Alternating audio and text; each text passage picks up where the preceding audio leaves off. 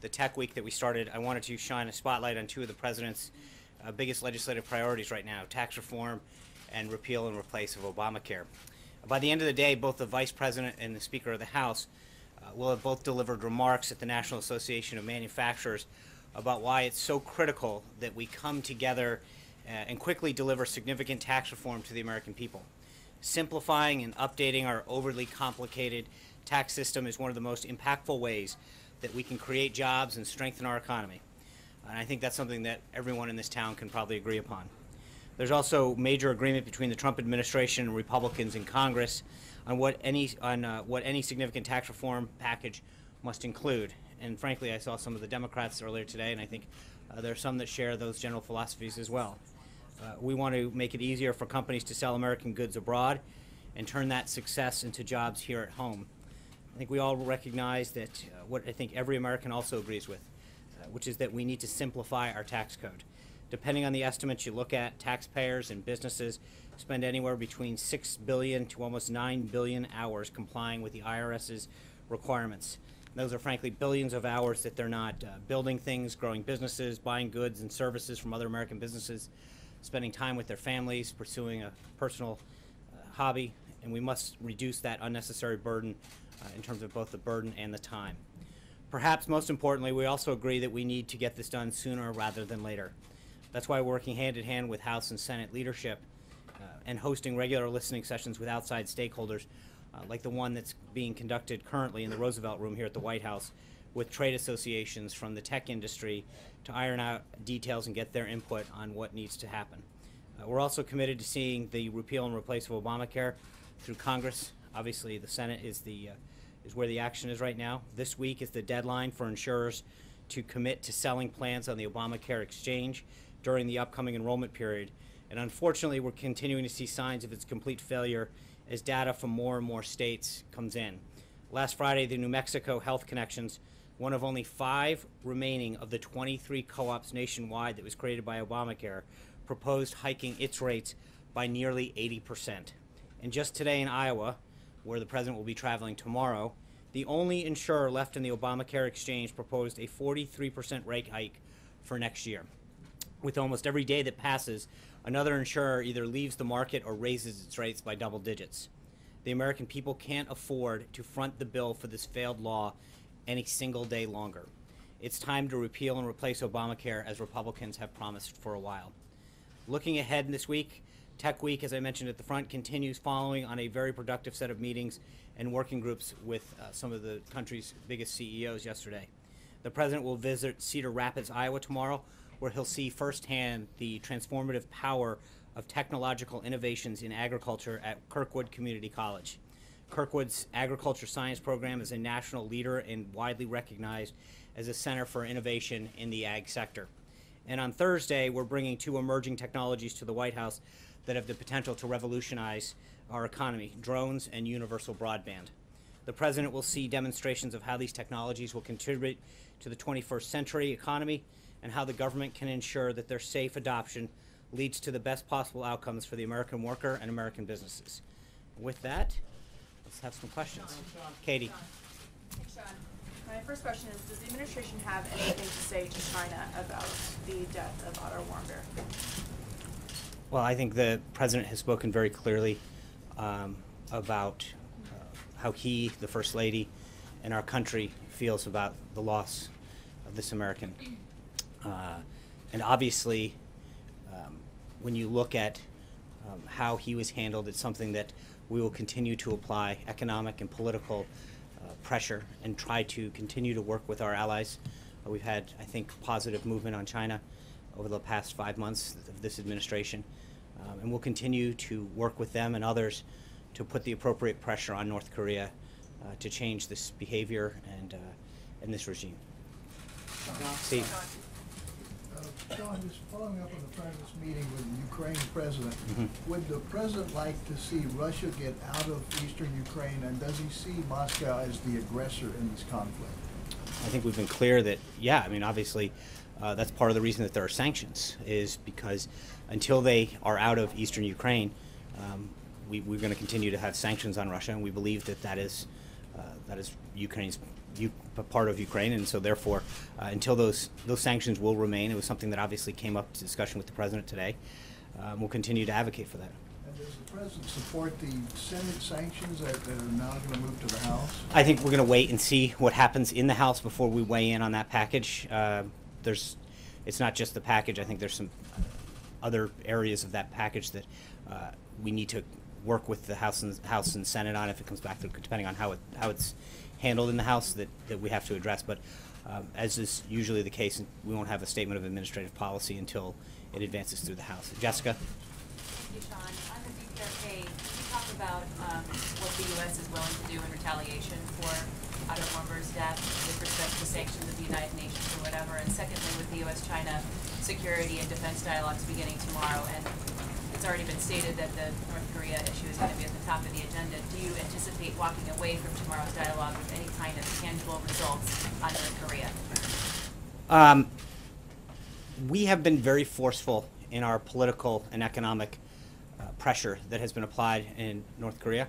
I think we will continue to apply that, and as I mentioned earlier, obviously China has played and can continue to play a greater role in helping to resolve this situation, and we will continue to hopefully build on the relationship and the dialogue that we've had with China. I think there have been some positive steps that they've taken, both at the UN and economically, to help strengthen the case against North Korea. But I'm not going to get ahead of where we may or may not go, and obviously we hope that those discussions with China are productive and continue to move us forward. Gabby? Thanks, Sean. There were some reports out that President Trump told members of that tech meeting yesterday that the Senate healthcare bill needed to have more heart. Can you shed some light on what it is he's not pleased with in the legislation that's being drafted? And can you also tell us why he would feel that way after holding a press conference in the Rose Garden supporting the House's version of the healthcare bill? I mean, the president clearly wants a bill that has heart in it. He believes that health care is something that is near and dear to so many families and individuals. He made it clear from the beginning that that was one of his priorities, and as the Senate works its way through this bill, as the House did, any ideas are welcome to strengthen it, to make it more affordable, more accessible, and deliver the care that it needs. But this is an area that the president believes passionately about. He cares. He understands the role that healthcare plays in so many people's lives and their families. And he wants to make sure that we do everything we can to provide the best option for him as Obamacare continues to fail. And is there a specific part of this bill, though, that leads him well, to believe that the Senate is doing something? I'm not, again, this is an ongoing discussion with Senate leaders and individual senators that he's had. You know that we've brought a lot of those individuals to the White House, and there's been staff level meetings as well, Secretary Price and others. So I'm not going to get into the private discussions that have occurred, but I will just say that the more that we can do to produce a bill as it works its way through the process that achieves the president's goals, I think that's something that we can all agree on. John? Thanks, Sean. Two. The first one's domestic. There's a special election occurring today in Georgia. Is this election, from the White House's point of view, a referendum on the president in any way? Look, I've said before I'm not going to comment on the political nature of an ongoing race. That being said, I think if you look historically, special elections generally don't foretell the outcome of races multiple years down the road. This is a race that the president, or a district that the president won by 1 point. It's obviously going to be competitive, but we'll have to see tonight. Obviously, that's up to the people of Georgia's 6th district to decide. And then on North Korea, I think the president once said that he'd be open to meeting with Kim Jong-un. Given what has happened with Otto Warmbier over the course of the past 24 hours, is he still open to that? Well, I believe that the context in which he said that was if the right conditions presented themselves. Clearly, we're moving further away, not closer to those conditions being intact. So I would not suggest that we're moving any closer. And obviously, this is an issue that the president commented earlier at the beginning of the meeting with President Poroshenko, that it troubles him deeply. And he believes that if we were pleased, obviously, to get Otto back to the United States to be with his family. But if we had been able to secure that earlier, potentially there could have been medical help that could have been rendered earlier. Obviously, we don't know the answer to that, but I think the president worked really hard to do what he could to secure the release of him. And it's a shame what happened. And I think he was very clear about that when he spoke to members of the media earlier today. Vivian. Thanks, Sean. Two questions. Also on Otto, the president today said that he thinks it's terrible what happened to Otto. Does he have any more details? Do you have any more details on specifically what he endured there? I do not, and we would not share them at this point. I think there's so. And second question. Yep. There are reports that your role is changing here at the White House. I wanted to know if you can address those reports. Are they true or not? And if so, can you tell us what's in store? Right here. So you can keep taking your selfies and selfie folks. But look, it's no secret we've had a couple of vacancies, including our communications director that's gone for a while. We've been seeking input from individuals as far as ideas that they have. We've been meeting with potential people that may be of service to this administration. I don't think that should come as any surprise, but we're always looking for ways to do a better job of articulating the president's message and his agenda, and we'll continue to have those discussions internally. When we have an announcement of a personnel nature, we'll let you know if that's a good deal. I'm going to go to Dave Price of WHO in Iowa in light of tomorrow's visit. Thanks, Sean. You already mentioned the president's coming. We understand that our longtime governor and now ambassador to China, Terry Branstad, will be there with him. The president has already praised Ambassador Branstad's longtime relationship with China's President Xi. As you know, the president has a certain style, the way he tweets and talks, and that doesn't exactly mirror the way Terry Branstad has had his career. In light of that, how do you see this dynamic playing out in Ambassador Branstad's role with China? Thanks, Dave. Tomorrow, as you noted, the president will be joined by Governor Branstad at Kirkwood to not just discuss some of the agriculture aspects of what's going to be discussed, but also talk about trade. I think he was clearly impressed with Governor Branstad's, as Chuck Grassley put it, he's been an ambassador for Iowa for decades, if not his whole life. And I think that the president feels those skill sets, his understanding of China, and his dedication to help export U.S. products and agricultural goods and other stuff, services to China in particular, is going to be a huge asset for the United States. He chose Governor Branstad because he was impressed with what he had done as ambassador, as governor in Iowa, and the respect that he has for the people of Iowa, I think, is going to serve this country well. So, Sean. Kevin. Thanks, Sean. I want to circle back on the Georgia 6th. Is it fair to say the president will be watching with great interest the race that happens tonight? And what's his message? I know he had a couple tweets. What's his message to the people of the Peach State as they consider the direction for that particular district? And if I could follow up. Okay, so just so we're clear, I'm not going to comment on political races. That being said, as I've noted before, it's no surprise that the president is going to support Republicans up and down the ticket, especially to maintain our majorities in the House and the Senate as we move forward. So obviously, as you've noted, he has tweeted about that. He believes that there's a clear and stark choice, but I'll leave it at that. Let me ask you about the communication shop here. I know that you're probably wearing more than one hat at the moment, and yet there's been a great deal of unrest, certainly in this room and perhaps in other spaces, about a lack of press briefings, a lack of communication with you directly outside of, say, the office. I just wanted to know if you would sort of unpack the idea behind fewer on-camera briefings, just to sort of help make sense of what's going on. Sure. I mean, what I'll tell you is I've said it, look, I've multiple times prior to actually taking the job in December and January, explained that, we're going to do what we can to communicate our message. We have a tremendous respect for the First Amendment, your ability to do your job and report and seek out ideas. And then we're going to work with you. I think the briefing is one aspect of what we do. We're here really early in the morning and really late at night, available to all of your questions, whether it's email or in person. This is one avenue to do that.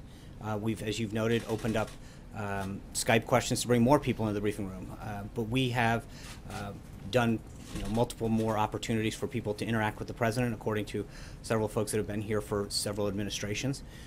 We've looked at a lot of data that suggests that when you look at the number of availabilities and interviews that the president's given, it's pretty significant compared to past administrations. So I think that while you guys will always advocate for greater transparency and more access, I think that we have done a very good job of not just providing opportunities here at a daily briefing, but also making ourselves available as a staff, almost 24 hours a day when it comes down to it. And I think you look at the steps that we've taken to give access to reporters, and I do think it's pretty significant. I understand you'll always have issues, you always want more, and that's fair. I mean, that's your right. That's what a lot of the press is there to advocate for. You have an association that does that as well. And I think that you'll continue to fight for it. We'll continue to do our job, and hopefully, but I do believe that if you look at it holistically, you'll see that we have a staff that's very accommodating, tries to get to and responsive to your questions. Sean, Richard? Thank you, Sean. Two questions. Yeah. Actually. Yesterday, the Quebec Premier was in town to talk NAFTA, and he met, among others, Secretary Ross and the Governor of Kentucky, Matt Bevin. And the Kentucky. I'll let you say it. Well, no, I was just, I thought you said Connecticut. No. And the governor said that he needs good quality aluminum. His home builders need good quality softwood lumber. Is the president receptive to this type of arguments in the negotiation with NAFTA? You mean with respect to Canada? Yes.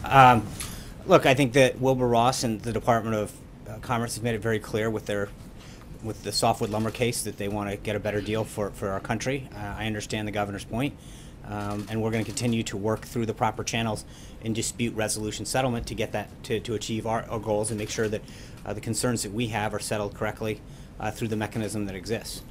Speaking of Kentucky, I'm going to go. Hold on. Yeah. Today is World Refugee Day. Does the president feel that refugees are a threat to American security?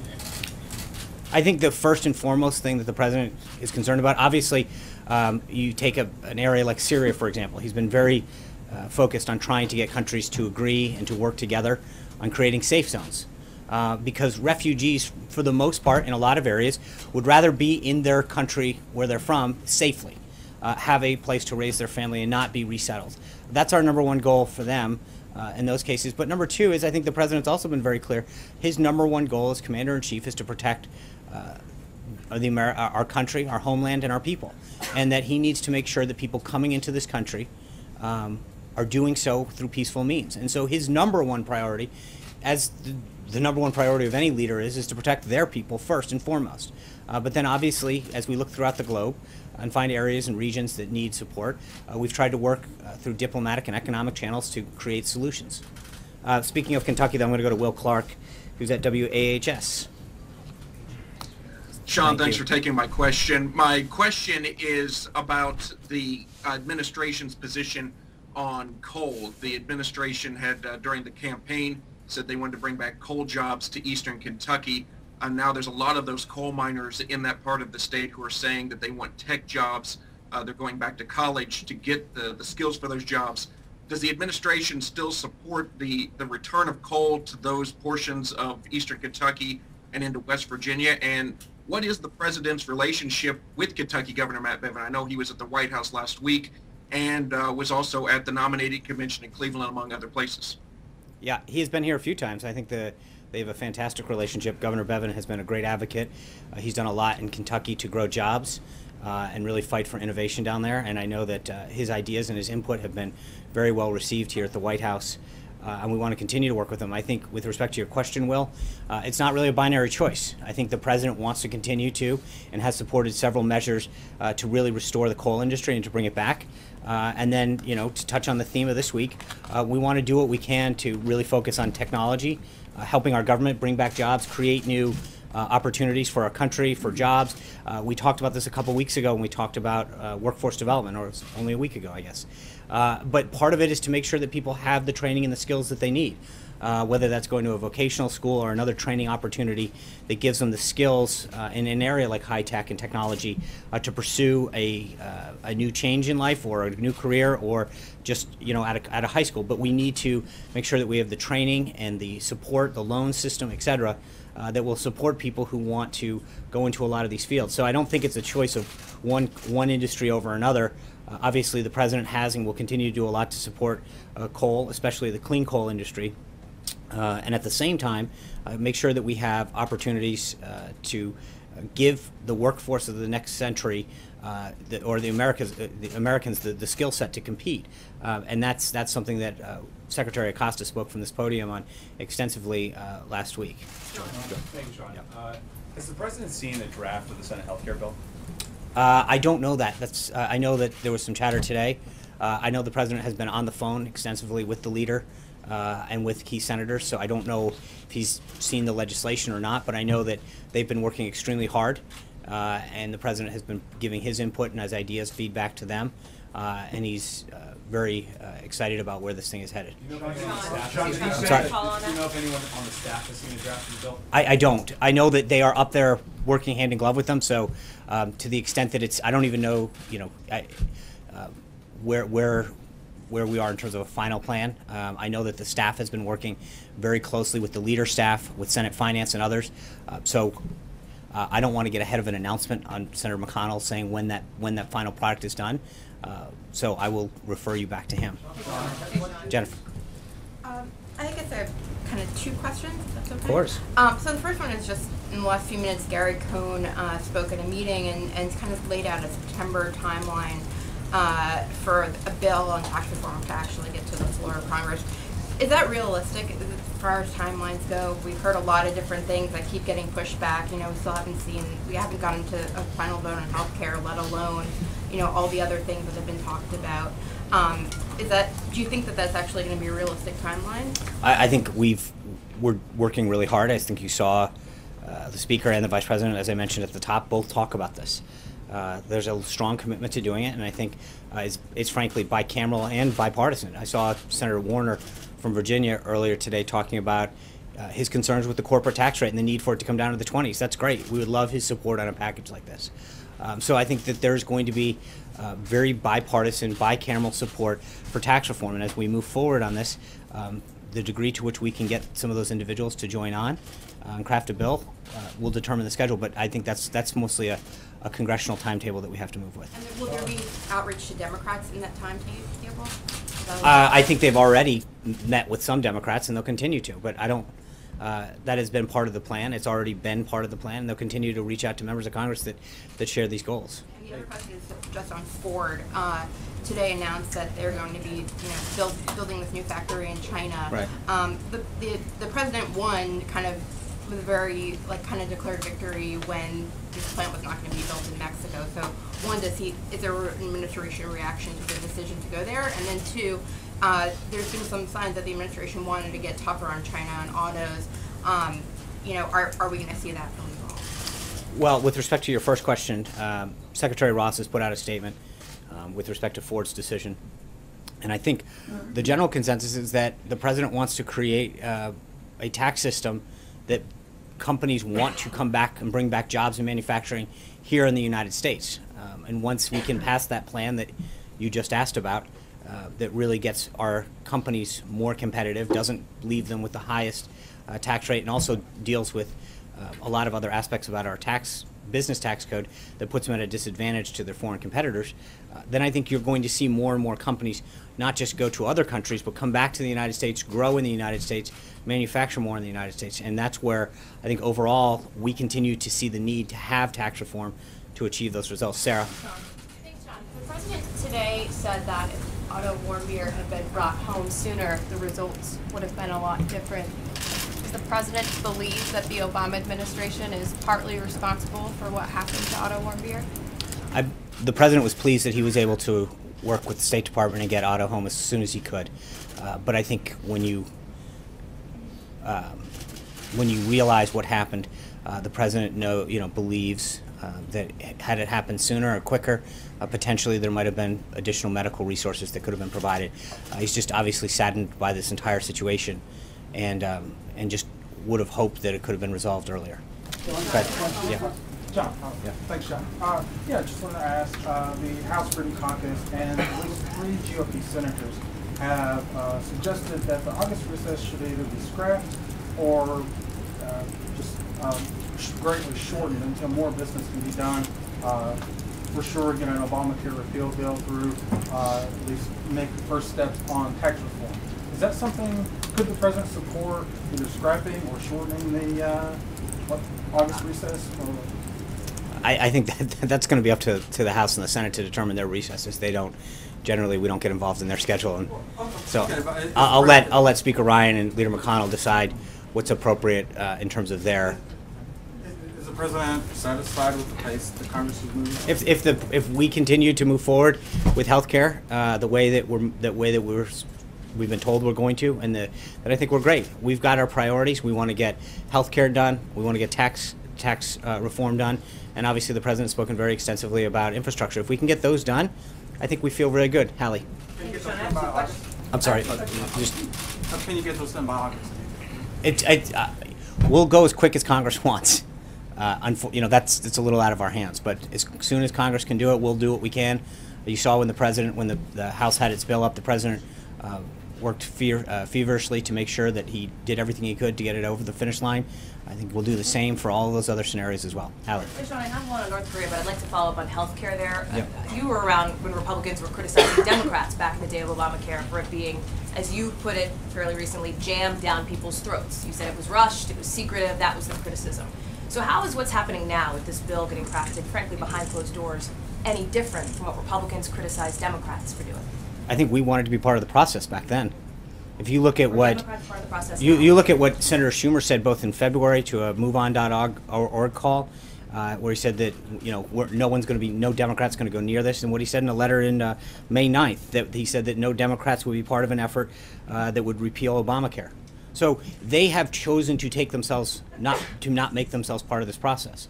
When Senator McConnell brings the bill forward, I'm sure that there'll be plenty of time to have debate. It's the Senate. There's always plenty of time to debate. He's talking about voting next week. Well, okay, but again, I'm not going to get ahead of. I'll let Senator McConnell determine the Senate schedule and run the Senate that he sees fit.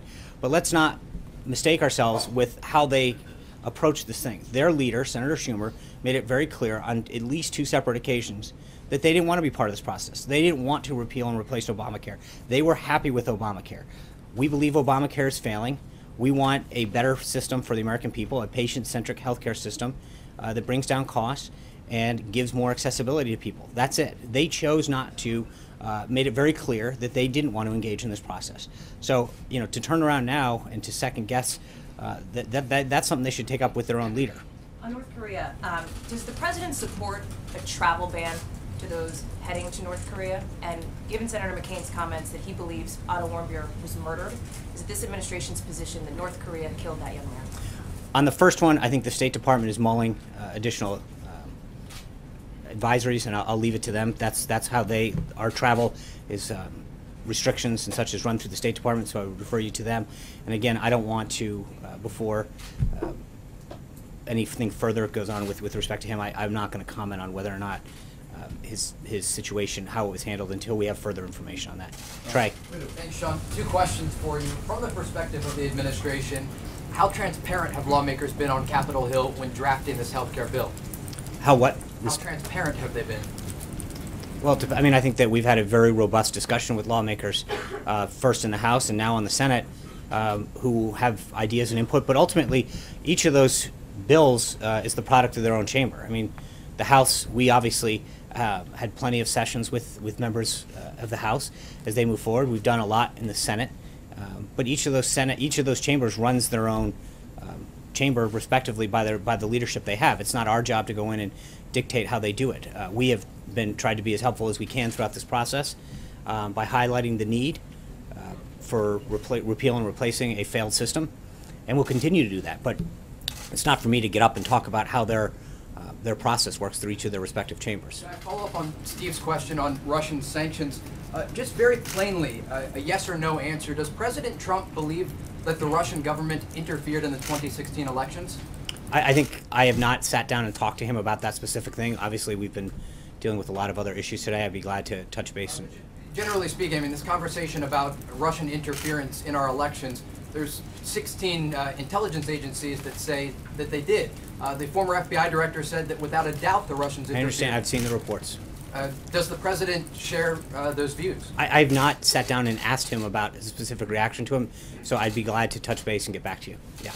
Didn't you say it was fake news, Sean? Didn't the president say that Russia was fake news? Sean, regarding the president's Cuba policy, the Yeah. Cuban foreign minister just yesterday said that it is a grotesque spectacle. Does the president have any reaction to that?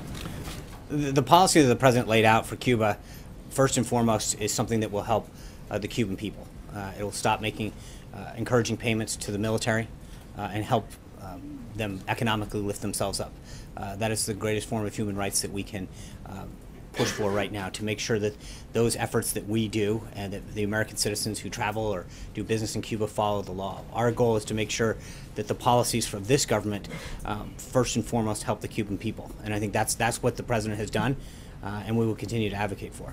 Okay, second question, if I might, about the tapes between the president and James Comey. Were those tapes made? Do they exist? And will the president be releasing them to the House Intelligence Committee by Friday? The president has said that he will make an announcement on this. I expect it this week. And so when he's ready to make that announcement, we'll let you know. How's that? Thank you, guys. See you tomorrow in Iowa. Thank you. No questions? Okay.